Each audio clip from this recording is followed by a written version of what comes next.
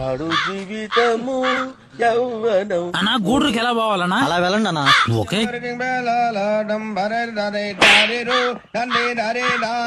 అన్నా, నువ్వేంటే నా గూడ్రుకు వచ్చేస్తున్నావు? చెప్పుంటే ఇద్దరం ఒకేసారి వచ్చుంటాం కదా.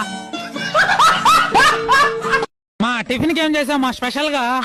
ఉప్మా చేస్తున్నాను రా, ఏం తినవా? సింహానికి ఆకలేసినంత మాత్రాన గడ్డి తిందమా?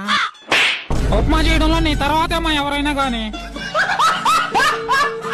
మనకున్నది ఒకే ఒక్క జీవితం రా, ఎప్పుడు కూడా మనం బయట వాళ్ళకి సహాయం చేయాలరా. 10,000 మచ్చా. నేను చెప్పేది బయట వాళ్ళ గురించి రా, మీరు నా వాళ్ళు. ఏమే రమ్య, అమ్మ ఆయనకి ఎవరో ఫోన్ చేసి గంటలు గంటలు మాట్లాడుతుంది.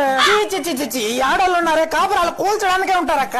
ఈ రోజు మాత్రం 1,00,000 ఖర్చు అయినా పర్లేదు, అది ఎవరితో తెలుసుకొని ఇంకొకసారి ఫోన్ చేయకుండా చేస్తా. 1,00,000 ఎందుకక్క, 10,000 ఈ రోజు నుంచి ఫోనే చేయను. సంజ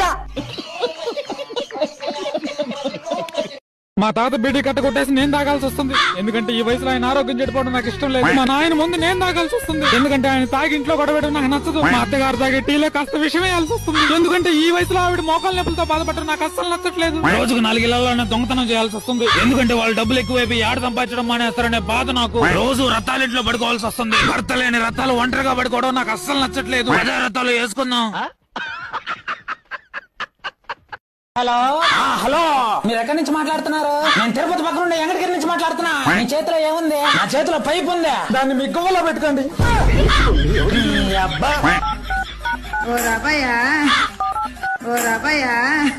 ఎవరు అదే ఫోన్ అరుస్తుంటే ఎత్తకుండా? హలో హలో హలో, ఎవరయ్యా మా ఇంట్లో నుంచి పిల్లవాడు ఫోన్ చేసి పైపు గువ్వలో పెట్టుకోమంటున్నాడా? ఇదేనా మీ పెంపకం? అవునా, ఎంతసేపు అని చెప్పి 15 నిమిషాలు అవుతుందా? మరి 15 నిమిషాలుగా ఏం చేస్తున్నావు? పెట్టుకో.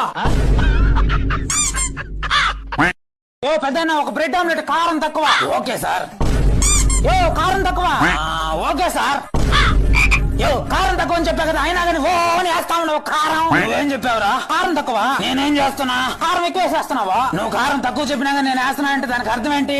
ఏంటి ఇది? నీకు కాదు, నీకు ఇచ్చేంత వరకు గుడ్డ మూసుకొని ఉండరా అని అర్థం.